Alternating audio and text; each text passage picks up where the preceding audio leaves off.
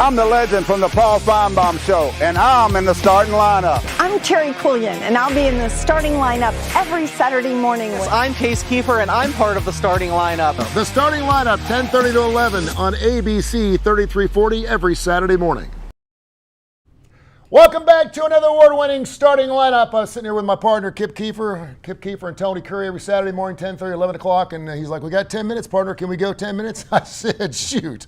You and me talking for 10 minutes, and we could do that with our eyes closed, brother. We could do it with our mouths shut. We get it on. Standing on our head. We could. We got buckyball we're going to get into today. Yeah, a phenomenal story here in Birmingham that I don't think most people are aware of, so I'm looking forward to talking about that. I am pumped for the big dance. Nick Saban is on Capitol Hill. Oh, we're going to goodness. talk about that a little bit. And also, I want to ask you about this TikTok thing. I know that you do several shows on Tony Curry Radio. You do a show called Need to Know, where I basically let you go for 30 minutes on whatever you want. You talk a lot of politics and, of course, a lot of talk about what's going on with TikTok. I don't know. I know you're on Facebook. As certainly members of the broadcast media, we must be on social media, and it's an important and very nice tool to have. I also know that 170 million people in this country are on TikTok, and there's about 159 million of them ain't too happy right now if their TikTok is taken away. The House has already passed the bill. Overwhelmingly, bipartisan. And it's not to ban. That's the big news. It's not to ban TikTok. It's to get ByteDance to diversify. That's right. So they can break it up. So again, this is not an all-out ban. People are talking about their amendments to speak and blah, blah, blah, and I get that. But this is not to ban TikTok. It is actually to make that ByteDance diversify. You are a guy who follows a lot of political things, conspiratorial and otherwise. Any thoughts on what the CCP and China people are doing with TikTok, and is there something behind this? This is a good thing that we pull it back. Sometimes we have to protect our own. Yeah, there's no question that TikTok has an agenda to create a bunch of information and turmoil with its users, and that's predominantly younger folks, a lot of children. There's a lot of things that are disturbing about TikTok content. There's a lot of things too, though, however, that they do to legitimize what their brand is. A lot of short features and things, games and different things that are of interest to the younger generation. But clearly there is an influence from the CCP, the Chinese Communist Party. But it's important to note, Tony, that all of this talk from these people that really don't know exactly what they're targeting is a little bit misdirected from a constitutional standpoint, and that's where I stand. Yeah. 60% of TikTok is owned by international investors from all over the world. Only 20% is controlled directly by the companies that founded it in communist China, where every company is basically under government control. The government controls all private business. They're into everything. So between those two elements, and the other 20% is owned by American investors predominantly. And so it's a diversified company, and you can't just say the element of ownership by one group entitles you to completely overhaul the entire thing. So from a constitutional standpoint, it's troubling to me. One of those things that a lot of people are fighting over and saying they have too much control is this GOP situation, where they basically can tell where each user is. They've got their IP address. They know exactly when they're using and they're TikTok collecting and data, else. believe me. And we know that for a fact because just prior to that House vote, there was a splash put out by TikTok to every one of their users, including every 6, 7, 8, and 9-year-old, to call your congressman. Well, you had and they could target you and tell you your specific congressman on those. You didn't just say call your congressman. If you lived in Boise, Idaho, it told you who, depending on where your address was, it told you exactly who to call and what their phone number was. Not really helping their own cause by telling 9-year-olds to call their congressman. Because 9-year-olds are calling going, I don't know why I'm doing this, but I was told by TikTok to call you this morning and tell you not to take away my TikTok. The other thing I think is really interesting, and again, we're talking about the United States of America. Well, we don't ban anything.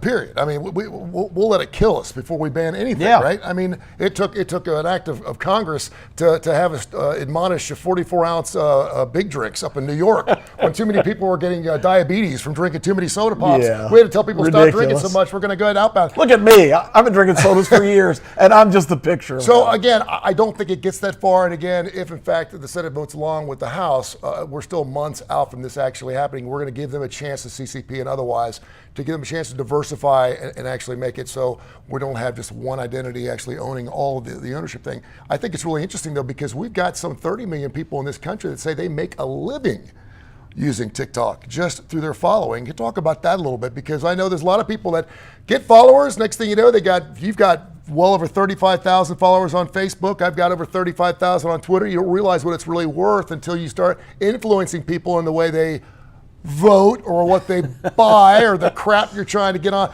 So a lot of people are going, wait a minute, this is how I'm making my living. You can't take this away from me. This is an election year. Let me make that note. Yes. And all of a sudden, Congress gets real energized to tackle big issues in an election year, and the rest of the time they just mail it in. So I think that's fueling some of this, because TikTok is controversial. Some of the voters they're targeting here, 8 and 9-year-olds don't vote. So a lot of parents have been kind of spoon-fed that TikTok is evil and has a bunch of disturbing things, and they do. There's no question about that. It's trying to be an influencer in its own right. But that's why Washington's kind of galvanized. But it's kind of amazing that the president says, you do this, I will sign that bill. Well, 2 weeks ago, he did a TikTok feature, talking to young people. So, he actually opened a TikTok account. A lot of people are playing both sides of the fence here. It's typical Washington. It's typical politics. Not one, not two, not three, but 5 different conference tournament championships in Sin City and Las Vegas. And of course, your boy Case is out there covering them all. I'm talking about looking at the Post-Herald. Remember the Post-Herald? Oh, yeah. 6, 7, 8, 9, the morning paper. And you could not find the lines. I used to open up the front to see what the line was going to be on UAB, Memphis. Or you couldn't even find the lines. And now we have 5 different conference tournament championships in Las Vegas. Alone at the same time. First of all, just grasp that. They've got 5 venues capable of supporting a conference tournament. They've got the Mandalay Bay Arena. They've got the Caesars, the MGM, and they've got the place where UNLV plays, and they've got the T-Mobile Arena where the hockey team plays, and if that's not enough, Allegiant Stadium for the Pac-12 where the Raiders play. They've got that many venues. They got 5 conference tournaments going on. Case has been a basketball junkie all week out there, and his report coming up later on, he's seen every team in the West this week, and he's going to tell you the ones to watch out for when you're filling out your brackets. Nick Saban wasting no time in getting out there and talking a lot since his retirement from the University of Alabama. He was on Capitol Hill this past Tuesday, and they said they had the biggest show-up of senators, House members, and otherwise because Nick Saban walked in the House. Unbelievable. So don't tell me they want that recess yet. And basically was asked about college sports, where we're headed. Of course, Dartmouth just got this whole thing going on with the unionization of college basketball, where that's going to take us. We got the NIL raising its ugly head. We've got the transfer portal and everything else. Basically what Nick Saban said is, I think we need to have some type of profit sharing pattern set up for our players. Listen, the cat's out of the bag. Yeah. We're not going to stuff that big fat cat back in the bag again. You're not going to be able to. The money's already being made, but he said, I do think it's important that the rich don't get richer, the poor don't get poorer, and the competitive balance of what we have in college sports remains at least what it is now and gets better. Your thoughts on what he had to say about college? Mr. Saban Goes to Washington should be the new show, the new movie. Jimmy Stewart's not around to play Nick this time, but he was Mr. Smith, went to Washington. But Nick Saban fits in really well in Washington because he started off saying it's great that athletes are being paid now and there's revenue sharing and that this is a wonderful world. But on the other hand, I'm really concerned of what it's doing to the sport. So Nick is right. We just talked about playing both sides of the fence. Nick is squarely straddling that fence. He's not going to say anything to offend anyone. I think Nick needs to run for Congress. Well, you know what? If you put the word commissioner underneath his name in Capital City, it would have looked just perfect. It would have looked really, really good. Of course, obviously getting his word out, we'll find out what's going on. We talk about the stuff like this all the time. Of course, Paul Feinbaum is going to be joining the show coming up in the next couple of weeks. We had James Spann on a couple of weeks ago. We introduced and had Leonard Skinner on. Of course, they just played right down the street from where you just came from Savannah. They were over there in Savannah playing with ZZ Top. So you never know who's going to join us here on the opening drive, including the man, the myth, the legend, who will join us. He's going to be popping off this morning a little bit. Looking forward to that. Popping off. You may have to turn the volume down the television. Real quick before we go to break, Tony, I have got to give a shout out Samford University over in Homewood. They're in the big dance. They won the Southern Conference. We will find out Sunday, tomorrow, who they play in the first round in the NCAA. The coach, Bucky McMillan, who came directly from Mountain Brook High School. You don't see that in big-time college basketball. Bucky McMillan has been unbelievably successful. Just a great story. Congratulations, Coach McMillan. 29-5 this year, going to the big dance. That's really exciting news. Bucky Ball coming up here next on the starting lineup. The Birmingham Racecourse Casino turns dreams into reality. Like Roger M., who just won over $51,000. And Rebecca, celebrating a life-changing jackpot of $160,000. You could be the next to dance the Icky Shuffle with a big win. Woo! I'm a winner! I'm a winner! Woo! I'm a winner! I'm a winner! Woo! And you can be a winner too! Don't miss your chance to be our next big winner at the Birmingham Racecourse Casino. Man, 2023 was just an incredible year for Tony Curry Radio, and 2024 is going to be even better. Even Congress can't touch this. We're not regulated by the FCC when we're talking about internet radio, and the FCC is never going to be regulating Kip Keefer. I got news for you. It ain't going to happen. Everything you want to hear, unique programs like Dark Side of the Pooch. We've got Leonard Skinner on every single week. We got ZZ Top on every single week. We do a show with the Heart of Alabama Food Bank. Of course, fantastic programs like Need to Know, the Keefer and Curry Show, and more, plus some very special programs coming up with the University of Alabama, Birmingham, a little bit later on this fall and this spring as we get ready for another fantastic college football season. You get it all on the TKR app. Get the TKR app. There's 3 little letters through Android or Apple, and download that app. Not only going to get classic rock to the bone 24 hours a day, but 14, 15, and perhaps 16 or 17 unique programs throughout the spring and summer of 2024. A man who would love to have on TKR anytime, 24 hours a day. It's because he can talk that long. The legend, he's here now. Oh, it's the legend from the Paul Feinbaum Show, here in the Legend Cave where few men have ever stepped. Bear Bryant, Nick Saban, David Legend, only a few. We got some special guests coming today, ladies and gentlemen, but let me set it up right quick. In Morocco, once every 10 years, they have a National Balloon Day.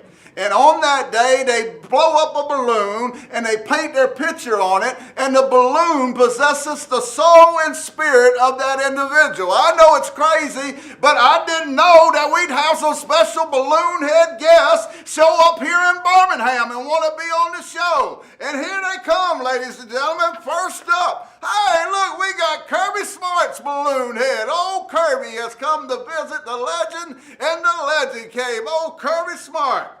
What's that, Kirby? You're better than Nick Saban. You're crazy. Don't say that, Kirby. I will slap you upside your balloon head, Kirby. What? You're going to beat Alabama in September? Dude, you lost it. Oh, there you go. What? Hold up. Did I just blow up Kirby Smart's balloon head? Kirby, did y'all see that? It just blowed up. Oh no, I might get a case. I just blowed up Kirby Smart. I got crazy though. You don't talk about Alabama like that. But hold on, we got other guests coming into the studio. Oh no, it's Brian Kelly's balloon head. Brian Kelly has come to visit us, and I just had to say, Brian Kelly, your balloon head is ugly as you are in person. Brian Kelly has come to visit. What's that, Brian Kelly? What? You're better than Nick Saban. You're taking over the SEC West. Have you lost your mind? Have you lost your mind? What? You're going to beat Alabama? No, you ain't. What? Oh, no, I got another case. I blowed up Brian Kelly's balloon head. What's going on here? National Balloon Day has went crazy in the Legend Cave. Maybe nobody else will show up, ladies and gentlemen. I don't know. Uh-oh. Oh, no. Oh, not him. How did Hugh Freeze, Pimp Freeze, how did Pimp Freeze get up into the Legend? How did that happen? Ain't he ugly? I tell you, you are boring. You are one boring person, Hugh Freeze, and you are freezing that Auburn program down there. What? What is that? What? I'm in the jungle. No, you in the jungle. You in the jungle. This is what crazy, I don't know. Maybe we need to shut this thing down. It's off the hook. Maybe maybe nobody else will show up and we can get back to some Alabama basketball here. Oh, no. Oh, no. No. Ryan Day's balloon head has showed up. Look at that. Look at that beard on this dude. Look, how did you get in the SEC? How did you get in the Legend Cave? What is going on with these balloon heads? Morocco needs to quit this kind of stuff. Why are you in the Legend Cave? You don't belong in the South. What? $1 million for Nick Saban's secret book? Do I look like Caleb Downs? No! Do I look like Caleb Downs? Can the Legend be bought? The Legend can't be bought. Somebody give my psychiatrist. This went crazy up in here. It's lost it. We've lost it. Now back to regular program. Let me talk about that. Maybe nobody else will show up, ladies and gentlemen. Maybe. Maybe I can get some of this stuff out. This balloon head with these people has just went out of hand. It's out of hand. Oh my, it's out of hand. Maybe we won't get nobody else. Now the Alabama basketball team. Let me get back to the Alabama Oh no. Oh no. No, ladies and gentlemen. Jim from Tuscaloosa has showed up. Look at them yellow teeth. How your teeth get so yellow, Jim? Jim from Tuscaloosa has showed up. What? Page 54? I'm page 1, dude. Now you got a big balloon head, and all the other balloon heads have been popped. Won't you go on about your business? The greatest of all time, the greatest prime bomb caller of all time. Who's got the 3 championships? How many you got? What? You're better looking. Whoa! Oh, it's went mad! It's crazy here on the Legend Cave, on this starting lineup. There's my psychiatrist. I gotta get out of here. Remember, it's just a game. Don't be like the Legend. Sports insane.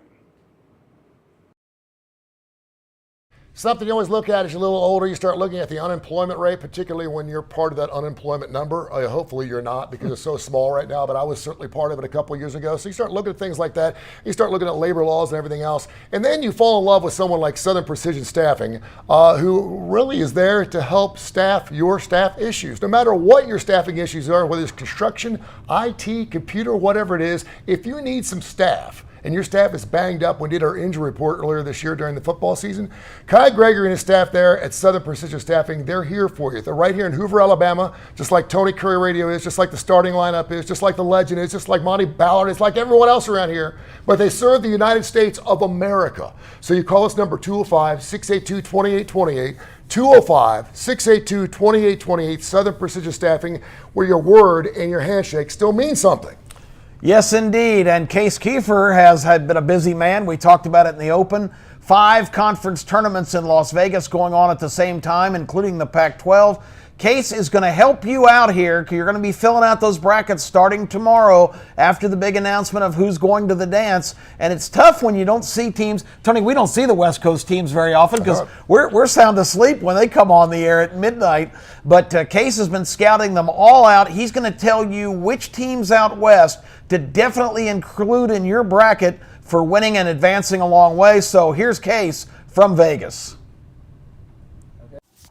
Hey, it's Case Keefer coming to you from Las Vegas as part of the starting lineup for my weekly Best Bet segment. And I hope you missed last week or at least didn't follow any of the bets, especially in the golf tournament. I suggested Matthew Fitzpatrick and Tommy Fleetwood for the Players' Championship. Well, they both missed the cut last week and are available at much better prices this week. I will say, hopefully you listened a couple weeks ago when I suggested Scotty Scheffler 10-1 to win the Masters, because it might be years at this point before he's available at that price again. But I digress. I know this week is all about basketball on the show, and why would it not be with the NCAA tournament coming up? And I am proud to say I feel extremely well prepared for this NCAA tournament. It has been a grueling week, but I've been handicapping every single game in the conference tournaments. I feel like I know more than 200 out of the 362 teams in college basketball extremely well. Now, the downside is I only really need to know 68 of them extremely well for the NCAA tournament, but made a lot of money this week. It has been good to get, just dive deeper and deeper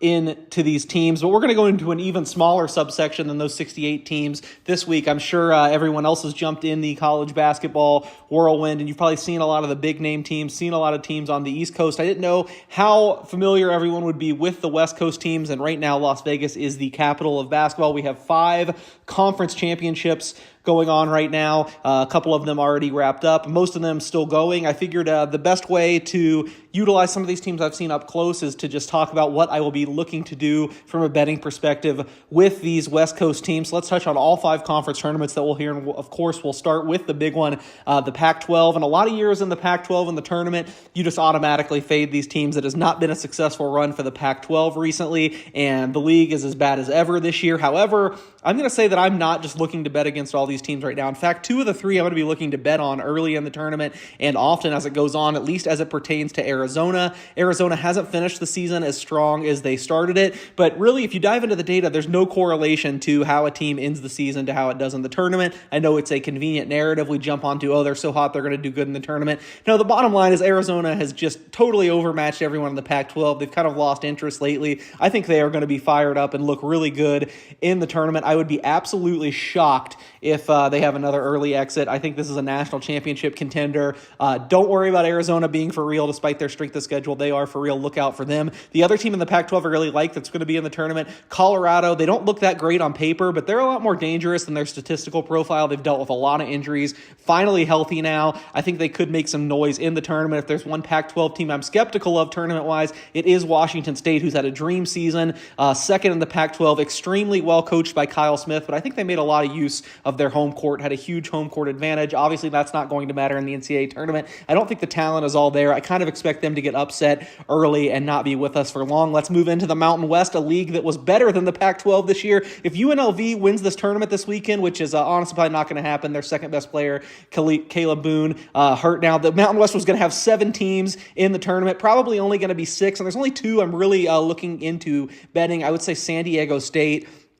Finished 5th in the regular season, but that's just bad luck. They were the best team in the conference for the second straight year. I know it's not really going out on a limb saying to bet the national runner-up from last year, but San Diego State, their defensive system gives everyone fits. They have one of the best players in the nation in Ledee down low. I think they will redeem themselves for kind of a disappointing regular season in the tournament. Watch out for them. The other team I really like is probably just going to sneak in, New Mexico. A lot of the Mountain West struggles in the past have been because they just don't have the athletes to match up with some of these other teams. That is not going to be a problem with New Mexico. They are absolutely loaded in the backcourt. Guys like Jalen House, Jamal Mashburn Jr.